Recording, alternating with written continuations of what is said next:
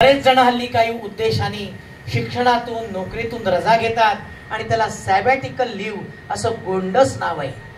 पण लोकमान्य टिळकांनी ध्येयनिष्ठेने आपल्या शिक्षकांना सांगितलं आणि त्यांची परवानगी घेऊन 1 वर्ष फक्त शक्तीची उपासना आणि त्यांच्यात आवडता त्यांचा व्यायाम म्हणजे पोहण्याचा व्यायाम. आपल्या इथे आपल्या सर्वांना माहिती आहे, चिंतामणी डिंगणकर आपले मफतलाल स्विमिंग बादचे सेक्रेटरी हे अनेक वर्ष हा पोहण्याचा व्यायाम आणि छंद नव्हता, त्यांच्या जीवनाचा अविभाज्य भाग बनलेला आहे. त्याचे फायदे ते आपल्याला जास्त सांगू शकतील. लोकमान्य टिळकांनी सुद्धा ही कला जोपासली आणि ती कला एवढ्या अत्युच्च प्रतीपर्यंत नेली की संपूर्णपणे पोहत असताना हातात सतकोर भाकरीचा तुकडा धरायचा आणि पट्टीने पोहायचं, जेणेकरून त्या भाकरीच्या तुकड्याला पाण्याचा स्पर्शही होता कामा नये. आणि असं नैपुण्य लोकमान्य टिळकांनी संपादन केलं. या वर्षभराच्या व्यायामामुळे प्रकृती अतिशय दणकट झाली आणि ह्या प्रकृतीने या लोकमान्यांकडनं अलौकिक कामं घडवली. लोकमान्य हे नाव सुद्धा कसं पडलं ही थोडीशी रंजक कथा आहे. अनेक जण म्हणतात लोकांना मान्य म्हणून लोकमान्य ही लोकांनी दिलेली उपाधी आहे. आहेच अर्थातच, परंतु लोकमान्य ही लोकमान्य टिळकांना काळकर्ते शिवरामपंत परांजपे यांनी दिलेली उपाधी आहे. त्या काळी पत्र लिहिताना राजमान्य राजश्री असा उल्लेख केला जाता. हे राजमान्य म्हणजे काय? ब्रिटिश सरकारला मान्य आहे तो आणि ज्याला ब्रिटिश सरकार मान्य आहे तो. आणि राजश्री म्हणजे राजाशी इमान राखणारा. लोकमान्य टिळकांशी पत्रव्यवहार करताना त्यांच्यातल्या गुणांना हेरून त्यांच्या कार्याला सलाम म्हणून काळकर्ते परांजपेंनी त्यांचा उल्लेख लोकमान्य, जो लोकांना मान्य आणि ज्याला लोकमान्य असा तो लोकमान्य, असा लोकमान्य टिळकांचा गौरव केलेला आहे. हे आपण समजून घेतलं पाहिजे. आणि म्हणून आपण सर्वांनी टिळकांच्या नावाने घोषणा देऊया, म्हणजे जरा असं म्हणतात इकडे तिकडे लोक आहेत त्यांनाही कळेल की काहीतरी चांगलं इथे चाललंय. बोला लोकमान्य बाळ गंगाधर टिळकांचा विजय असो. बघा, कुठचीही घोषणा देताना आपल्या हिंदू संस्कृतीप्रमाणे ती जोशाची आणि ती परमेश्वराप्रती जाण्याची एक भावना आहे. आपण मानतो परमेश्वर हा स्वर्गात आहे आणि त्यामुळे त्याच्यापर्यंत आपली भावना पोचायची असेल तर ही घोषणा दोन्ही मुठी उंचावून दिली पाहिजे. परत एकदा आपण घोषणा देऊया, दोन्ही मुठी उंचावून द्या. बोला लोकमान्य बाळ गंगाधर टिळकांचा, लोकमान्य बाळ गंगाधर टिळकांचा. बोला भारत माता की वंदे, छत्रपती शिवाजी महाराज की. बोला हर हर हर हर आर्य सनातन वैदिक धर्म की, सब संत सज्जन की. अशा घोषणा द्यायच्या आमचा वक्त्यांचा 2 प्रकारचा हेतू असतो. घोषणा दिला की माणूस असा पेटून उठतो, समरस होतो व्याख्यानाशी आणि मग इकडे तिकडे माणसाचं लक्ष जात नाही. आणि सगळ्यात महत्वाचं म्हणजे खाली किती माणसं बसले असा विचार करून जे व्याख्यानाला किंवा एखाद्या कार्यक्रमाला येणारे लोक असतात ते अशा जोरदार घोषणा झाल्यानंतर अरे भरपूर लोक आहेत म्हणून पटापट उतरतात आणि आमचा एक हेतू सत्य होतो की गमतीचा भाग. त्यामुळे अशा दोन्ही आणि या लोकमान्यांना वंदन करण्यासाठी अशा घोषणांची आवश्यकता आहे. लोकमान्य टिळकांचं महत्व असं की देशाच्या कुठच्याही प्रांतात कुठच्याही भागात जायचे तिथे लोक त्यांना राहायचे. आजच्या भाषेत बोलायचं झालं तर अत्यंत कॅरिस्मॅटिक, लोकांवर व्यक्तिमत्वावर त्यांच्या व्यक्तिमत्वाचा प्रभावच एवढा होता की तुम्हाला त्यांची एक आठवण सांगतो जी कुठच्याही पुस्तकात तुम्हाला मिळणार नाही. आजचा पाकिस्तान सर्वांना माहिती आहे, अत्यंत रक्तरंजित प्रचंड विखार भारताच्या विरोधातला. साध्या गोष्टीत सुद्धा भारताला शिव्यांची लाखोली. आणि अशा वेळेला 1920 साली लोकमान्यांचा मृत्यू झाला. आज आपण 2024 मध्ये आहोत आणि आजही पाकिस्तानातल्या सिंध प्रांतातल्या हैदराबाद इथे लोकमान्य टिळकांच्या नावाने एक मध्यवर्ती ठिकाण आहे, त्याला म्हणतात टिळक एन्क्लेव्ह. तिथे गांजो नावाची टेकडी आहे. याचा गांजाशी काही संबंध नाही, फक्त नाव आहे. त्या गांजो टेकडीवरती हैदराबाद शहराची वसाहत वसवलेली आहे आणि त्या गांजो टेकडीवरती टिळकांची एवढी मोठी सभा झाली की त्या काळी 2.5 लाख माणसं त्याला जमली होती. केवळ स्वयंसेवकांची संख्याच 10,000 होती. आणि अशा वेळेला त्या स्वयंसेवकांनी विचारलं, टिळक महाराज तुम्ही आता उद्या इथून जाणार, मग तुमची स्मृती आम्ही कशी ठेवायची? टिळक म्हणाले, माझी स्मृती म्हणजे माझे विचार, देशाप्रती असलेली निष्ठा, ब्रिटिशांच्या विरुद्ध असहकार, स्वदेशीचा पुरस्कार. आणि अशा त्या विचारांनी ती मुलं पेटून निघाली. आणि अशा वेळेला दुसऱ्या दिवशी टिळक महाराज तिथून निघाल्यानंतर त्या सर्वांनी ठरवलं की या प्रांताला आजपर्यंत टपाल एन्क्लेव्ह म्हणायचे, कारण तिथे पोस्टाची मुख्य शाखा होती. आजपासून या विभागाला टिळक एन्क्लेव्ह म्हटलं जाईल. आणि टिळकांचा प्रभाव बघा, आजही त्या पाकिस्तानात टिळकांचं नाव बदलायची हिम्मत इम्रान खानच्या सरकारला पण झाली नाही. हे टिळकांचं सामर्थ्य आहे. भारतात तर सोडाच, मुंबई, दिल्ली, पुणे, इंदोर, ग्वाल्हेर, राजस्थानातली सर्व प्रांत, पंजाब, बंगाल, अशा सर्व ठिकाणी लोकमान्य टिळकांचे असंख्य पुतळे आहेत. हा अगदी आपल्या वेशीवरच्या चौपाटीचा पुतळा सुद्धा 2 मिनिटं त्याच्या बाजूला उभं राहिला तर तुम्हाला अशी एक वेगळीच स्फूर्ती अंगात येईल. आपला हा गिरगावचा परिसर ही तपोभूमी आहे, ही आद्य क्रांतिकारकांची भूमी आहे. तुम्ही म्हणाले मध्येच काय चालू केलं? या फणसवाडीमध्ये वासुदेव बळवंत फडके राहून गेलेले आहेत. या ठाकूरद्वारच्या वेशीवरती असणाऱ्या कामतजाई चाफेकर बंधू राहिला होते. आणि आपल्याच समोर असलेल्या बेडेकर सदन आणि पलीकडची केशवजी नाईकाची चाळ, हा परिसर लोकमान्य टिळकांच्या पदस्पर्शाने पुनीत झालेला आहे. आणि अशा या ट्रायंगल मध्ये आपली चाळ आणि आपला हा परिसर आहे. म्हणून आपण सर्वजण भाग्यवंत आहोत. म्हणून आपल्या सर्वांसाठी जोरदार टाळ्या. हा इतिहास सांगितला गेला पाहिजे, हा वसा टिकला पाहिजे, ही परंपरा टिकली पाहिजे. आपल्या हिंदू धर्मामध्ये चतुसूत्री, त्रिसूत्री याला अनन्यसाधारण महत्व आहे. या विभागालाही तसंच महत्व आहे. आणि अशीच त्रिसूत्री ही आपल्या भारतीय राजकारणात सुद्धा होती.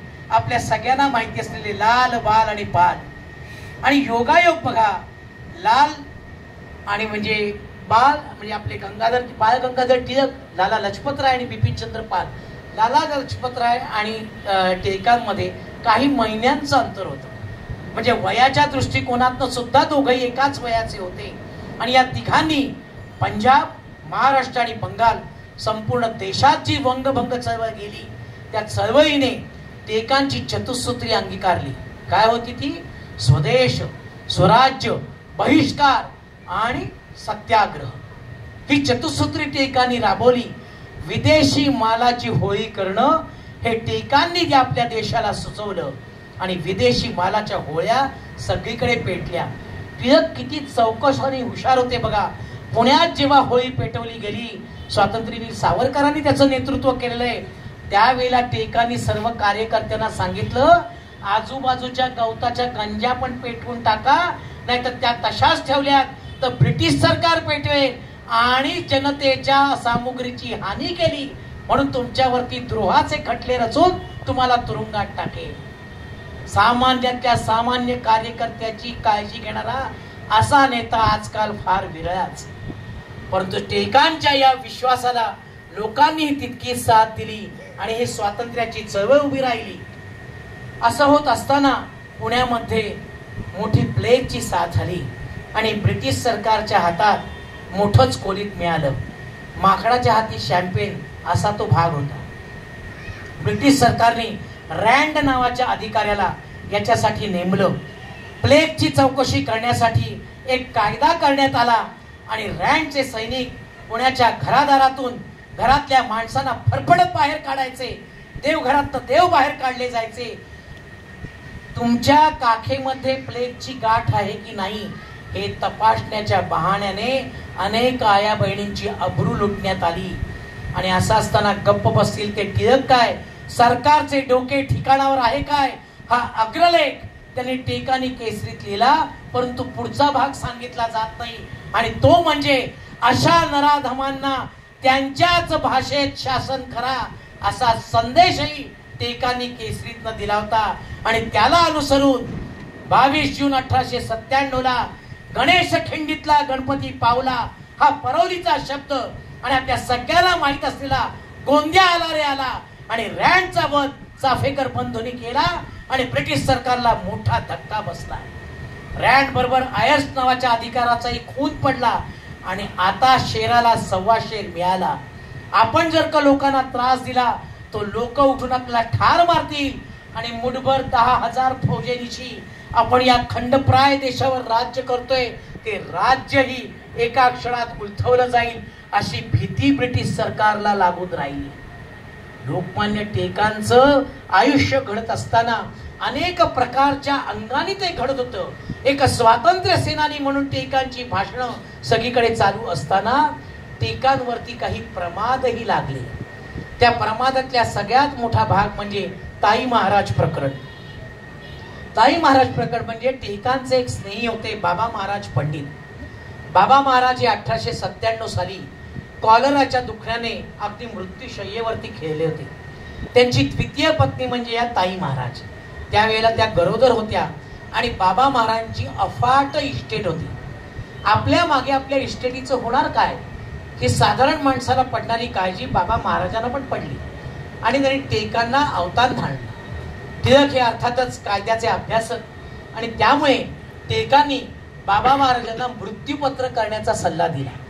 त्यासाठी काय करायचं हेही सांगितलं आणि मग तेव्हा बाबा महाराजांनी सांगितलं की मी तुमच्या बरोबर 4 समाजातल्या धुरीणांना विश्वस्त म्हणून माझ्या इस्टेटीवर नेमू इच्छितो. त्यामुळे त्यांच्या आग्रहास्तव पैशाच्या लोभाने नव्हे लोकमान्य टिळक, नंतर बाबा महाराजांचे नातलग दादासाहेब खापर्डे, अजून एक नागपूरकर मंडळी आणि समाजातली अजून एक धुरीण अशा 4 जणांची विश्वस्तपती नेमणूक झाली.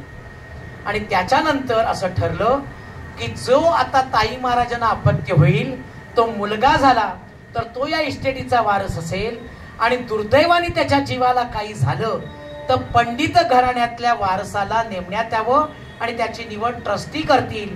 तो जर का अज्ञान असेल त्या अज्ञानाचा सज्ञानी होईपर्यंत विश्वस्ताच्या सल्ल्याने ताई महाराजांनी कारभार करावा. अशा पद्धतीचं ते मृत्यूपत्र ठरलं. ताई महाराज प्रसूत झाल्या. पण कसा नियतीचा योग असतो बघा. ज्या दिवशी हे मृत्यूपत्र रजिस्टर्ड झालं त्याच दिवशी बाबा महाराज पंडितांनी या जगाचा निरोप घेतला. म्हणजे किती समयोचित सल्ला टिळकांनी दिला होता. अफाट इस्टेटीची वासलात लागण्यापासून ती इस्टेट वाचली. लोकमान्य टिळकांच्या सहकार्याने ताई महाराजांना जो मुलगा झाला तोही दुर्दैवाने अल्पायुषी ठरला, पण त्यांनी कारभार विश्वस्त सल्ल्याने चालू केला होता. मृत्यूपत्रात म्हटल्याप्रमाणे पंडित घराण्यातल्या एका बाळाला दत्तक घ्यायचं ठरलं आणि ताई महाराजांनी त्याला होकार दिला. परंतु आपल्याला माहिती आहे आपल्याकडे पण रिकाम टेकडे लोक बसलेले असतात.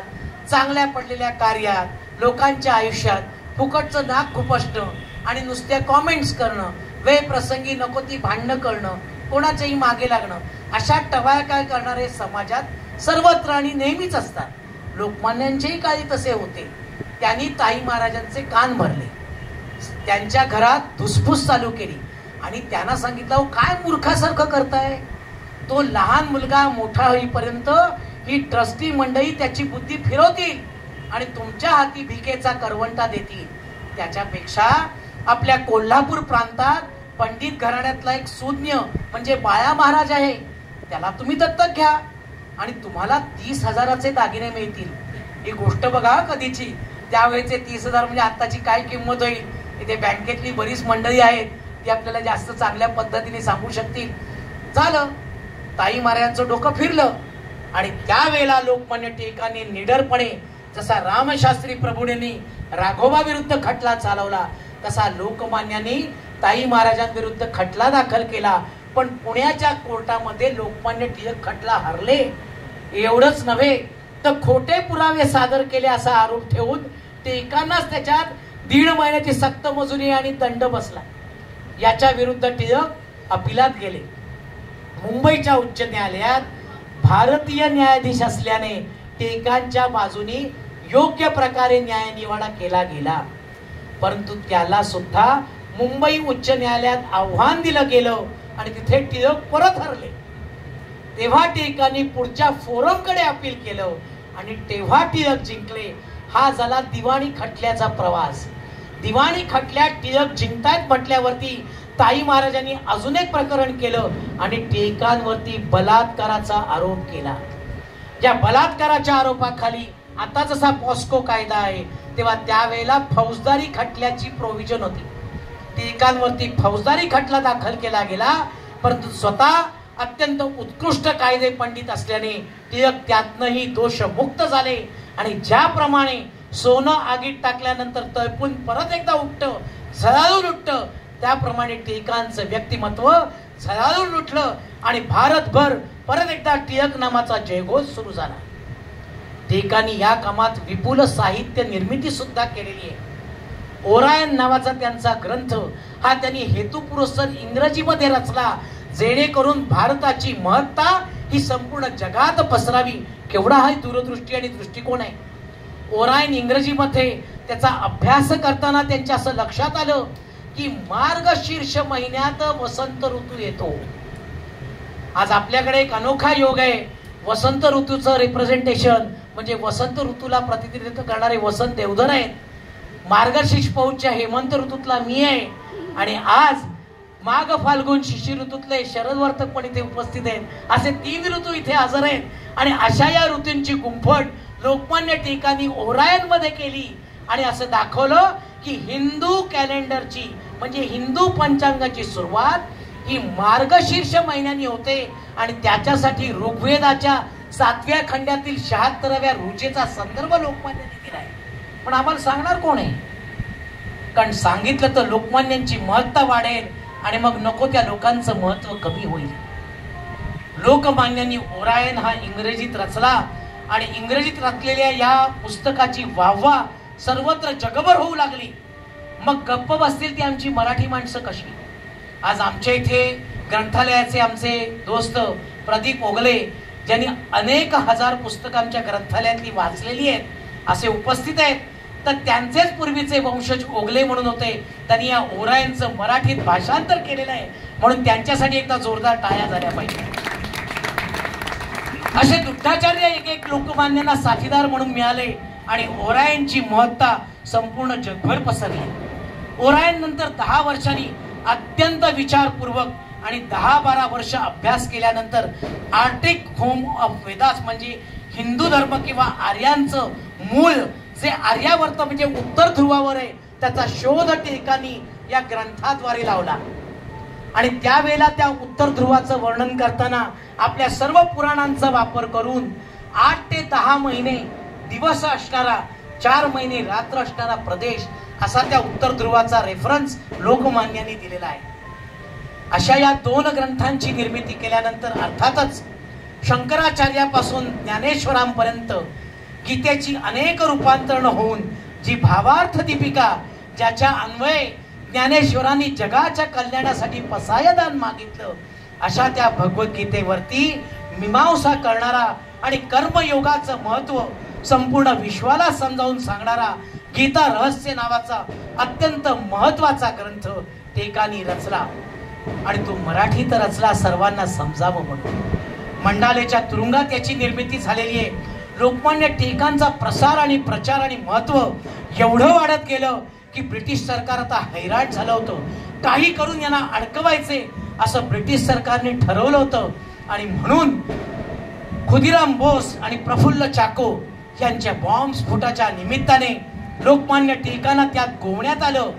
राष्ट्रद्रोहाचा खटला त्यांच्यावर रचण्यात आला आणि आत्ताचा म्यानमार त्यावेळेचा ब्रह्मदेश त्यामध्ये त्यांना तुरुंगात मंडाले येथे प्रमुख तुरुंगात ठेवण्यात आलं. परंतु हा नरकेसरी त्याला डगमगला नाही. त्यात सुद्धा विपुल वाचन लेखन आणि गीता रहस्याची निर्मिती ही त्या तुरुंगात झालेली आहे. गीता रहस्याची निर्मिती त्या तुरुंगात होत असताना सगळ्यात महत्वाचं म्हणजे त्या तुरुंगाच्या काळ कोठडीमध्ये लोकमान्य टिळकांनी 400 पुस्तकांचा अभ्यास करून मग गीता रहस्याची निर्मिती केलेली आहे. केवढा व्यासंग आहे बघा.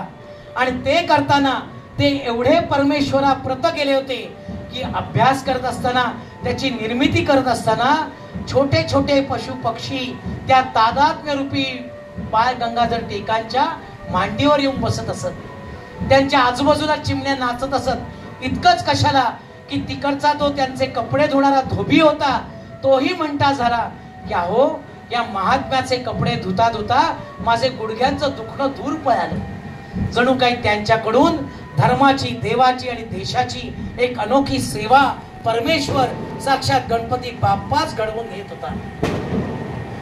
मंडालेचा तुरुंग बघायच्या आधी अकोला येथे शिवजयंती उत्सव चालू असताना लोकमान्य टिळकांच्या व्याख्यानाला प्रचंड गर्दी नेहमीसारखी होती आणि अध्यात्म क्षेत्रातलं एक मोठं विभूती तिथे हजर होती. त्यांचं नाव गजानन स्वामी महाराज. गजानन स्वामी महाराजांनी त्या व्याख्यानाला हजेरी लावली. लोकमान्य बाळ गंगाधर टिळक आपल्या सडेतोड वक्तृत्वाने ब्रिटिशांवर तुटून पडले. व्याख्यानात मधनं गजानन महाराज सुद्धा वरून टाळ्या वाजवत होते. साक्षात महाराजांना टाळ्या वाजवताना बघून लोकांचा उत्साह आसमंतात पोहोचला आणि अशा वेळेला व्याख्यान झाल्यानंतर महाराजांनी टिळकांची स्तुती केली आणि त्यांना सांगितलं, लोकांचे तर तुम्ही लोकमान्य झालात, माझ्याही दृष्टीने तुम्ही लोकमान्य ही पदवी आज सार्थ केली, परंतु गुलाब हा नेहमी काट्यांबरोबर येत असतो आणि त्यामुळे तुमच्या या गुलाबाला आता काट्यांचं वेष्टन येणार आहे. लवकरच तुम्हाला तुरुंगवास घडेल, परंतु तुमच्या समाजनिष्ठेवरती, देशनिष्ठेवरती, राज्यनिष्ठेवरती, स्वराज्य निष्ठेवरती मी एवढा प्रसन्न झालो आहे की माझा तुम्हाला आशीर्वाद आहे आणि या मंडालेच्या तुरुंगात, म्हणजे तुम्ही ज्या तुरुंगवासात जाणार आहात तिथे तुमच्याकडनं जगाला दिपवून टाकेल असं अलौकिक कार्य घडेल. धर्म आणि संत यांच्यावर लोकमान्यांचा 100% विश्वास होता आणि ते पुढे सार्थ ठरले. लोकमान्यांचे काही विचार किंवा काही स्फुट ही अत्यंत प्रसिद्ध आहेत. आपण नेहमी म्हणतो पण ते सुद्धा चुकीचं पेश केलं जातं. स्वराज्य हा माझा जन्मसिद्ध हक्क आहे आणि ते मी मिळवणारच. अहो तो कसा काय मिळवणार जो जन्मसिद्ध आहे? म्हणजे ही केळ्याची शिकरण म्हणण्यासारखं नाही का? किंवा पिवळा पितांबर, गाईचं गोमूत्र, तसं आहे. स्वराज्य हा माझा जन्मसिद्ध आहे आणि ते स्वराज्य मी मिळवणारच. हल्ली प्रत्येक गोष्टीला पुरावे द्यायला लागतात. आपल्याला पुरावा हवा असेल तर चौपाटीचं हे जे शिल्प आहे त्याच्यावर हे शब्द कोरलेले आहेत, कारण ती सिद्ध हस्त वास्तू आहे. त्या वास्तूच्या 25 फूट खाली लोकमान्यांची पगडी आणि त्यांचं उपरणं हे पुरण्यात आलेलं आहे. 1 ऑगस्ट 1920 चा तो दिवस होता. अमृतसरच्या अधिवेशनानंतर लोकमान्य भारतात परतले होते. पाकिस्तानच्याही त्यांच्या सभेचा मी उल्लेख केला आणि लोकमान्यांची तब्येत बिघडली. 6 वर्षाचा मंडालेचा तुरुंगवास, त्याच्या आधी 8 वर्षांचा संपूर्ण भारत भ्रमण आणि अशा वेळेला आजच्या आपल्या घराघरात पोचलेला आजार म्हणजे डायबिटीस अर्थात मधुमेह, या मधुमेहाने लोकमान्यांना ग्रासलं. शेवटी माणूस किती पराक्रमी असला तरी भोग कुणाला चुकत नाहीत. ते राजा रामरायाला चुकले नाहीत आणि ते लोकमान्यांनाही चुकले नाहीत. परंतु ते व्हायच्या आधी गणेशोत्सव आणि शिवजयंती उत्सव या माध्यमातून लोकमान्य सर्वत्र पोहोचले होते. अकोल्याच्या या शिवजयंती उत्सवात लोकमान्यांना विचारण्यात आलं, गणेशोत्सव तर तुम्ही घराघरात पोहोचवलात, पण या शिवजयंती उत्सवाचं नेमकं प्रयोजन काय? तेव्हा लोकमान्यांनी सांगितलं, शिवरायाची संस्कृती आणि शिवरायाची प्रकृती मला जनमानसांपर्यंत, सामान्य माणसांपर्यंत पोहोचवायची आहे. त्याचा खरा अर्थ काय लोक तुम्हाला मी सांगतो. शिवरायांच्या जन्मापूर्वी आपल्याकडे विजयनगरचं साम्राज्य होतं. 5 शाह्यांनी एकत्र येऊन हे साम्राज्य बुडवलं. राजा रामराय नावाचा 80 वर्षाचा एक योद्धा हे युद्ध लढला, स्वातंत्र्य युद्ध. या स्वातंत्र्य युद्धात कुसुमाग्रजांनी सांगितल्याप्रमाणे, अनामवीरा जिथे जाहला तुझा जीवनांत, स्तंभ तिथे ना कुणी बांधला पेटली न वात, या उक्तीला अनुसरून हजारो लाखो हिंदूंनी आपल्या स्वातंत्र्याकरता, आपल्या स्वराज्याकरता प्राणांची आहुती दिली. राजा रामरायाला या शाह्यांनी पकडलं आणि त्याचं मुंडकं त्यांनी उडवलं. मुंडकं उडवून ते थांबले नाहीत, तर ते मुंडकं भाल्यावरती लटकवून विजयाचं प्रतीक म्हणून विजापुरात नेण्यात आलं आणि विजापूरच्या मुख्य गटाराच्या तोंडावरती अशा पद्धतीने बसवण्यात आलं की त्या गटाराची येणारी घाण त्या तोंडातून बाहेर यावी. याला म्हणतात विकृती. आणि याच्या उलट शिवाजी महाराजांनी जेव्हा अफजल खानाचा कोथळा काढला आणि संभाजी कावजी कोंढाळकर, मार्तंड भैरव, रुद्र भैरव, काल भैरव अफजल खानाचं मुंडकं छाटलं आणि धावत धावत वरती गडावर गेला. महाराजांना त्यांनी सांगितलं, आऊसाहेबांचं उसनं आज आपण फेडलं. संभाजी राजाला कनकगिरीच्या विड्यात याच अफजल खानाने दगाबाजीने मारलं. त्या अफजल खानाला मारून महाराज तुम्ही आज आऊसाहेबांचं उसनं फेडलं. आता या मुंडक्याचं मी काय करू? बघा, राजांचा तो राजा, तोही युगप्रवर्तक शिवाजी राजा, त्यांनी सांगितलं आपलं वीर, आपलं वैर हे अफजल खानाशी होतं, त्याच्या प्रेताशी नाही. आता एक काम कर, वेगळ्या प्रकारच्या वेष्टनात, म्हणजे त्याला पूर्वी पिंजरा म्हणायचे, त्या औषधांच्या वेष्टनात हे मुंडकं घाल आणि बुरुजावरती सन्मानाने ते पुरून टाक. याला म्हणतात संस्कृती. आणि म्हणून तो शिवाजी राजा चारित्र्याचा पालक राजा, याचं हे उत्कृष्ट उदाहरण. आणि त्या राजाची आठवण ठेवायची म्हणून लोकमान्य टिळकांनी शिवजयंती उत्सव चालू केला.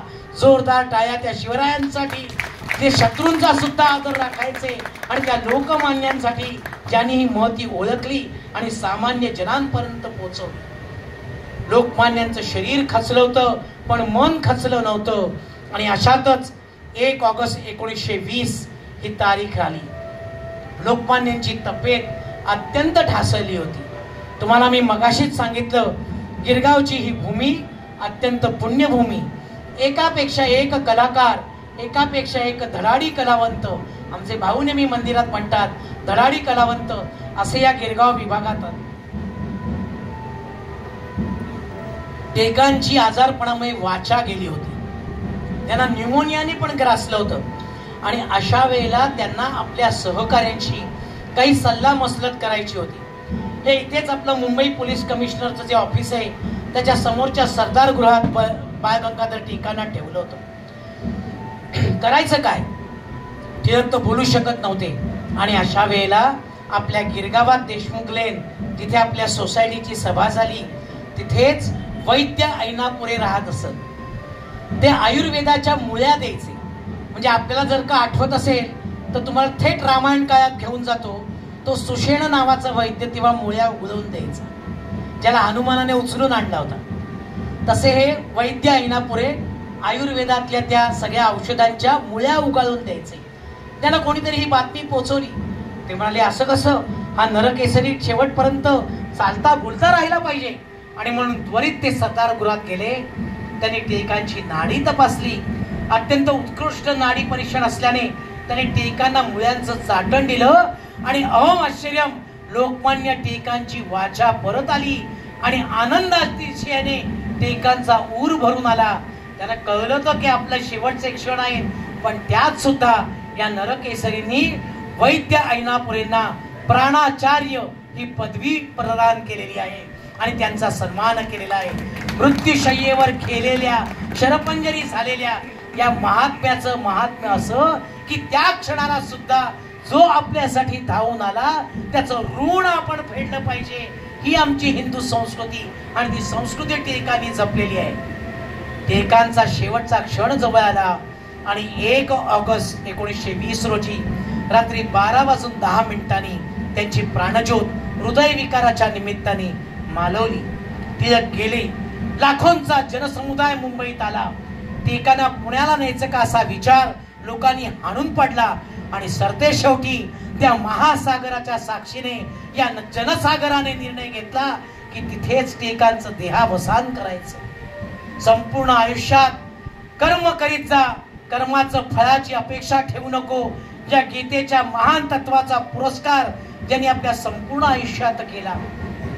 प्लेगासारख्या साथीमध्ये प्रत्यक्ष मुलगा, हातातोंडाशी आलेला मुलगा गेला, चुलत भाऊ गेला, पुतण्या गेला, किंवा त्याच्यात काय, संपूर्ण देशामध्ये या स्वातंत्र्य वेदीवरती हजारो जीवांचा नैवेद्य जात असताना आमच्याही घरचे 3 नैवेद्य त्याच्यासाठी गेले तर बिघडलं कुठे.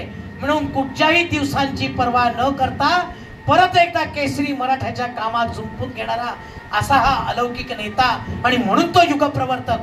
इतकंच नव्हे तर केसरी मराठा जेव्हा कर्जात बुडलं तेव्हा बडोद्याच्या सयाजीराव गायकवाडांनी हे कर्ज फेडण्याकरता त्यांना पैसे देऊ केले आणि सांगितलं फुकटात घेऊ नका, माझ्या काही नियतकालिकांची इंग्रजीतनं मराठीत भाषांतर करा. परंतु लोकमान्य टिळकांनी त्याला सविनय नकार दिला. माझ्या घरची संपत्ती ही फक्त थोड्याशा खाण्यापिण्यापुरती माझी असून संपूर्ण देशाचा त्याच्यावरती अधिकार आहे म्हणून संपूर्ण दौलत टिळकांनी लुटवली. प्लेग सारख्या बिमारीतून बरं होताना साध्या सामान्य बाईला 30 रुपयाची अहम मदत करून तिला घरी पोहोचवलं. इतकंच कशाला, स्वतःवरती कोर्टात केस चालू असताना बॅरिस्टर येऊ शकले नाही, तेव्हा त्यांचे 2 बॅरिस्टर मित्र पुढे आले. आम्ही दोघं तुमची केस लढवतो. तेव्हा मिश्किल स्वभाव जागा झाला आणि म्हणाले 22 वर्षाच्या नवऱ्यासाठी 17 वर्षाची वधू असताना तिला 11 वर्षाचे 2 नवरे नाही चालणार आणि म्हणून बॅरिस्टरची वाट बघून तो न आल्यावरती स्वतःचा खटला स्वतः लढवणारे अलौकिक लोकमान्य असतील. स्वामी विवेकानंदांना व्हिक्टोरिया टर्मिनस म्हणजे आताच छत्रपती शिवाजी टर्मिनस मध्ये भेटल्यानंतर पुण्याबरोबर जाताना पुढच्या देशकार्याच्या संपूर्ण योजनेचं टायमिंग, मॅनेजमेंट आणि स्ट्रॅटेजी त्या 3.5-4 वर्षाच्या कालावधीमध्ये 3.5-4 तासाच्या कालावधीमध्ये लोकमान्य टिळकांनी रचली आणि अलौकिक असं कार्य स्वामींच्याही हातून घडलं आणि लोकमान्यांच्याही हातून घडलं. असं अलौकिक व्यक्तिमत्व सर्वांना आपल्या पराक्रमाने झाकोळून टाकणारं. आणि अशा वेळेला 1 ऑगस्ट 1920 रोजी असा हा नरकेसरी कायमचा आपल्यातून निघून गेला. इथे जमलेल्या वेचक परंतु रसिक प्रेक्षकांना तुमच्यासाठी एखादी 4 ओळी अर्पण करतो. मंगल देशा, पवित्र देशा, दगडांच्या देशा, शूरांच्या या, वीरांच्या या, साहसाच्या देशा, सुसंस्कृततेच्या, साक्षरतेच्या, सरस्वतीच्या देशा, प्रणाम माझा पहिला तुझला, माप्रे रसिकांच्या महाराष्ट्र देशा. तुम्हा सर्वांना नमन करतो आणि परत एकदा हे टिळकांचं निरूपण ऐकण्यासाठी आपण जमलात. आपण सर्वजण भाग्यवंत आहोत. आज आपण या स्वतंत्र भारतात आहोत, पण कुठेतरी लोकमान्यांचं हे ऋण आपण मनात साठवलं पाहिजे. त्यानुसार आपल्या आयुष्यात आचरण आणलं पाहिजे, तर ती त्यांना खरी श्रद्धांजली ठरेल. लोकमान्यांचं अलौकिकत्व एवढं होतं की ते गेल्यानंतर कर्मयोगातला साक्षात्कार म्हणून लोकांनी सिद्धहस्त संतांप्रमाणे बसवून त्यांना पाय घालून बसवलेला आहे आणि संजीवन समाधीप्रमाणे त्यांच्यावरती अग्निसंस्कार केलेले आहेत. आज 31 जुलैला रात्री 12 वाजता 1987 सालापासून दरवर्षी नित्यनियमाने मी जातो. आपणही पुढच्या वर्षी जरूर या आणि या लोकमान्यांच्या स्मृतीसमोर नतमस्तक होऊन आपल्याला त्यांचा आशीर्वाद घ्या. या गणेशोत्सवाच्या निमित्ताने आज आपल्या सोसायटीचा 100वा उत्सव होतोय. गेले अनेक वर्ष व्याख्यानाचं प्रयोजन करण्याचे प्रयत्न चालू होते, परंतु काही ना काही तांत्रिक कारणामुळे त्याला मूर्त स्वरूप येत नव्हतं. वक्ता दशसहस्रेशच्या माध्यमातून हे समाज प्रबोधनाचं टिळकांचं काम माझ्यासारख्या खारीचा वाटा असणारा एक सामान्य माणूस करतो आहे. त्याला मी असा आशीर्वाद समजतो, ही टिळकांची इच्छा आणि हा गणपतीचा आशीर्वाद आणि तुम्हा सर्वांच्या सदिच्छा की तो हा योग हा 100व्या महोत्सवात यावा आणि तो आपल्या चाळीचा टॉवर मध्ये रूपांतर होताना शेवटचा उत्सव असावा. हा एक अलौकिक योग माझ्या आयुष्यात असल्याबद्दल या संपूर्ण माधवदास प्रेमजी सोसायटीच्या गणेशोत्सव मंडळाचे आणि त्यांच्या पदाधिकाऱ्यांचे मी आभार मानतो. आणि त्याचबरोबर हे व्याख्यान तू केलंच पाहिजेस असं माझ्यामध्ये आग्रह करून मला यासाठी पुढे करणारा आणि माझं मनोबल वाढवणारा माझा मित्र आणि मंडळाचा उपाध्यक्ष राकेश ठाकूर देसाई याचेही आभार मानतो. हा कार्यक्रम ठरवताना आपल्याकडे आता एवढे कार्यक्रम आहेत, तो नक्की कधी ठरवायचं म्हणून मयुरेश आणि आमचं बोलणं झालं होतं. त्यावेळेला मुलांच्या स्पर्धेनंतर ठेवूया असं म्हटलं होतं, पण एकंदर त्या घड्याळाची वेळ बघता सगळ्यांना रात्री 11:30 वाजता कन्व्हिनियंट होणार नाही, म्हणून त्यांनी 8 ते 9 असं आम्ही ऍडजस्ट केलं, म्हणून त्याचेही आभार. आणि आज आपण सगळेजण एवढे शांततेत उपस्थित राहिलात. बाहेर गौरी गणपती विसर्जन चालू आहे. हा एक अलौकिक योग की अशा मंगल दिवशी आपण हे सगळं लोकमान्य ज्यांनी गणेशोत्सव साजरा केला त्यांच्यावरती एकत्र बोलतोय. ते मी आपल्या सर्वांचे मनपूर्वक आभार. ज्ञानेश्वरांनी सांगितल्याप्रमाणे सर्वांसाठी आपण परमेश्वराकडे शुभच चिंतूया, सगळ्यांच्या मनातील किंतू दूर होवोत आणि परत एकदा परम वैभवम मे तू स्वराष्ट्रम ते केशव गंगाधर टिळक आणि त्यांच्यापासून स्फूर्ती घेऊन आज एका शाखेचे हजारो देशांमध्ये, हजारो राज्यांमध्ये लाखो स्वयंसेवकांच्या माध्यमातून राष्ट्रीय स्वयंसेवक संघाची पायाभरणी करणारे ते सुद्धा केशव बैराम हेडगेवार असे दोन केशव ही आपल्या भारताची आद्य स्थानं आणि पूज्य स्थानं आहेत. मुद्दाम संघाचा उल्लेख केला कारण ज्यांनी आपल्या आणीबाणीच्या काळात 1.5 वर्षाचा तुरुंगवास भोगला ते दादा पळसुले आपल्याकडे उपस्थित आहेत. त्यांच्यासाठी जोरदार टाळ्या झाल्या पाहिजे. आर्यन शाळेसारख्या संस्थेत राहून अनेक आमच्या कामामध्ये आम्हाला मार्गदर्शन करणाऱ्या आणि मदत करणाऱ्या बर्वे काकू उपस्थित आहेत. त्यांचंही काम भरपूर आहे. अशा रीतीने सगळ्या समानशिलेशी वसलेशी सक्षम अशा लोकांचा मेळा इथे जमलेला आहे. माझा मुलगा ज्यांच्याकडे शिकला त्या बोडस काकू की त्यांच्याच नावावरती तो फक्त शांत व्हायचा, आम्हाला नाही तर भास्कर झेपायचा नाही, अशा त्याही उपस्थित आहेत. त्याच्याच आत्ताच्या त्याच्या तबल्याच्या शिक्षिका सुपेकर काकू उपस्थित आहेत. असे सगळे आणि माझे सगळे सुहृद अशा सर्वांचा आपला हा खरा सत्संग आज झाला गौरी गणपती विसर्जनाच्या निमित्ताने. त्यामुळे तुम्हा सर्वांचे पुन्हा एकदा आभार. आणि कार्यक्रमाच्या शेवटाकडे समारोप करताना संत ज्ञानेश्वरांनी भावार्थ दीपिकेत जसं पसायदान मागितलं, आपण तेवढे मोठे नाही पण आपल्या सगळ्यांसाठी गणेश चरणी एवढाच आशीर्वाद मागतो. होऊ देत सुखी सारे सर्व आरोग्य लाभूते, मांगल्य सर्व पाहोत न कोणा दुःख होऊ दे. ओम शांती शांती शांती.